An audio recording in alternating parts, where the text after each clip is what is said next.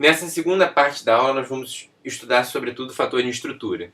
Então, a ideia é que esse fator que a gente definiu na aula passada, ele contém toda a informação do potencial. E, portanto, se eu estou estudando difração por raio-x, ou por nêutrons, ou por elétrons, isso não vai mudar o outro fator, porque o outro fator não depende do potencial. Ele só vai afetar o fator de estrutura. Então, esse fator ele contém toda a informação do tipo de radiação que eu estou jogando na minha amostra. Então, a gente está sempre pensando mais em raio-x, né, que é o caso que a gente vai mais ver no curso, mas, como a gente comentou na aula passada, você pode ver difração por cristais usando outros feixes, desde que eles tenham um comprimento de onda da ordem da separação entre os átomos do cristal, que é angstrom, né? Então, vou só comentar brevemente sobre algumas vantagens e desvantagens de cada um desses métodos de difração. Então, em particular, quer dizer, o raio-x, para eu ter radiação eletromagnética com comprimento de onda de 1 angstrom, então a energia do meu fóton vai ser cerca de dezenas de milhares de elétron-volts, ou seja, são feixes bem energéticos. O raio-x é um feixe muito energético. E ele penetra bastante nas amostras, então o raio-x é bem útil para estudar o interior dos sólidos. Mas a gente pode jogar elétrons também na amostra. Os elétrons, para eles terem comprimento de onda de 1 angstrom, isso significa que é uma conta de física moderna, eu peço para vocês pausarem o vídeo e fazerem esse cálculo, vocês vão ver que a ordem de grandeza do elétron, para ele ter 1 angstrom, ele tem que ter uma energia de cerca de centenas de elétron-volts. E além disso, os elétrons, eles espalham fortemente devido à interação eletrostática com o nosso material. Então, isso faz com que, quando a gente tem amostras com espessuras superiores a 1 micrômetro, a gente acaba tendo eventos de espalhamentos múltiplos, que a gente não considerou na última aula. Então, o cálculo fica mais complicado e é menos útil também para você analisar a sua amostra. Em geral, você usa difração por elétrons quando você tem amostras bem finas, cerca de 1 micrômetro. Se você jogar íon, é pior ainda, porque aí a interação eletrostática é mais forte, e aí a difração por íons é usado sobretudo para você estudar as superfícies. Eles praticamente não penetram no seu material.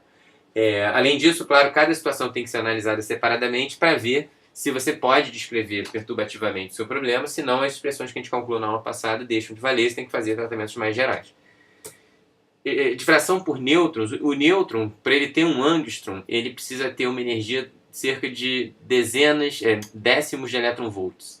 E isso vocês podem ver que é da ordem da temperatura ambiente, né? Ou seja, quando eu digo, aqui podem estranhar as unidades, né? Mas o que eu estou querendo dizer é que kBt com a temperatura da ordem de 400 Kelvin vai dar algo como décimos de elétron-volts. Isso significa que nêutrons, a temperatura ambiente, já tem um comprimento de onda adequado para sondar a estrutura cristalina. Então, acaba que isso fornece uma vantagem para você usar a difração de raio-x para estudar cristalografia. Então, cada uma dessas técnicas vai ter suas vantagens e desvantagens. Eu comentei algumas delas muito brevemente. Isso poderia ser tema facilmente de um curso inteiro, estudar isso em mais profundidade. Mas só para vocês saberem que tem todas essas possibilidades. Quando a gente está fazendo difração por nêutrons, os nêutrons eles interagem sobretudo com os núcleos, né? Então, são interações muito localizadas e isso faz com que esse potencial seja essencialmente proporcional a deltas de Dirac centradas nas posições atômicas. Então, essa constante proporcionalidade é o que a gente chama de fator de estrutura atômico. Na verdade, o nêutron não interage só com os núcleos, porque o nêutron tem spin. Então, ele também interage um pouco com o spin dos elétrons, e em certos experimentos você consegue ver isso um pouco melhor. Mas, desconsiderando essa interação com o spin, o V de x dos nêutrons seria uma coisa basicamente dessa forma daqui. Já o raio-x, eles acoplam com os elétrons, né, dos átomos, e dessa maneira, em geral, não é muito bom você considerar essa radiação, essa interação como sendo deltas de Dirac. Na verdade, elas vão ser funções que a gente chama de G, que são fortemente centradas nos átomos, né, mas elas têm uma certa largura em torno dos átomos. E, além disso, o raio-x ele acopla com os elétrons, né, que estão ali na sua amostra. Então, ele é proporcional aqui ao número atômico do seu átomo. Então, átomos muito pesados espalham muito bem raio-x.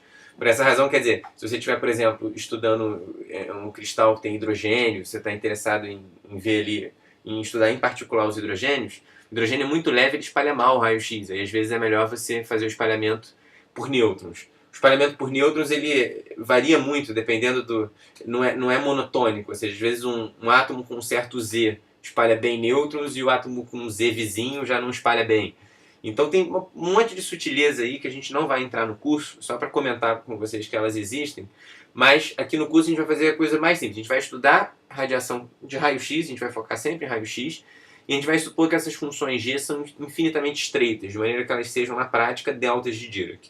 Então isso, na realidade, não é bom para comparar com o experimento, mas é só um primeiro tratamento para não complicar no curso.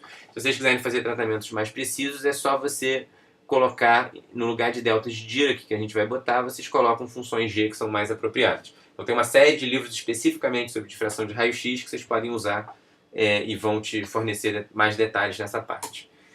Vamos então analisar certos exemplos. Então o que a gente está vendo aqui? Imagina que a gente tem um grafeno, por exemplo. O grafeno, como qualquer cristal, é uma rede de Bravais mais base. Mas em particular é interessante que o grafeno, realmente, você não pode pensar nele como sendo uma rede de Bravais pura. Como a gente viu em aulas anteriores, você tem átomos de carbono inequivalentes. Então esse átomo de carbono cinza escuro aqui, ele tem como vizinhança dois átomos aqui, um para cima e para a direita e para a esquerda, né, e um para baixo.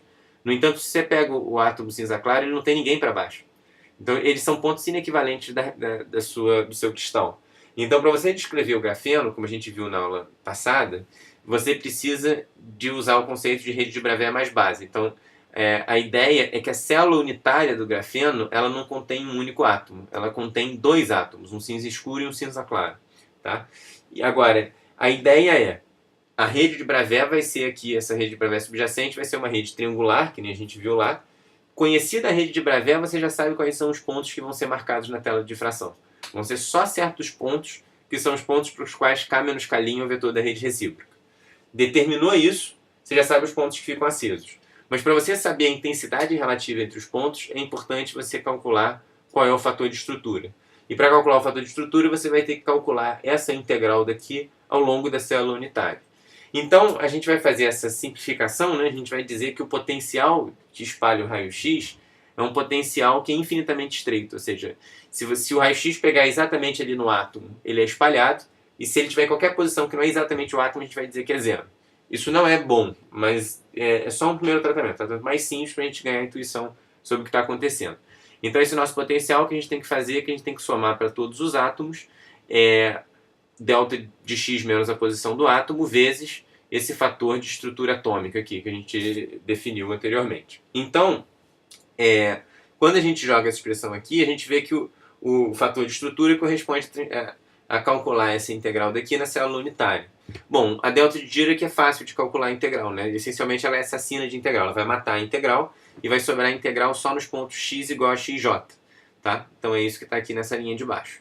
Pausem o vídeo, vejam se vocês estão conseguindo fazer essa conta direitinho, mas agora a gente pode então aplicar, no caso da rede de grafeno, a ideia é que a gente pode colocar um átomo de carbono aqui na origem, então aquele somatório vai ter só dois termos, ele tem dois átomos, o átomo está na origem, então a exponencial, né, e elevado a ik vezes 0 é 1, então aqui eu tenho 1, e o outro átomo vai estar numa posição aqui que eu vou chamar de vetor B. Em aulas anteriores a gente aprendeu a calcular esse vetor B. E aí, quando a gente substitui isso aqui, né, a gente vê que vai sobrar o E elevado a IK maiúsculo escalar B. Então esse é o nosso fator de estrutura do grafeno. Então nota o que está acontecendo. Uma vez que eu tenho dois átomos na base, isso vai me dar um fator de estrutura que depende de qual é o vetor K grande que eu estou analisando. Ou seja, primeira coisa, olha a rede de Bravais para determinar quais são os vetores K grandes, quais são os vetores K' que eu vou ter interferência construtiva. E isso vai ser um K' diferente para cada vetor da rede recíproca que eu analiso. Para eu saber qual é a intensidade da radiação espalhada na direção K', eu preciso calcular o meu fator de estrutura S para o vetor K grande.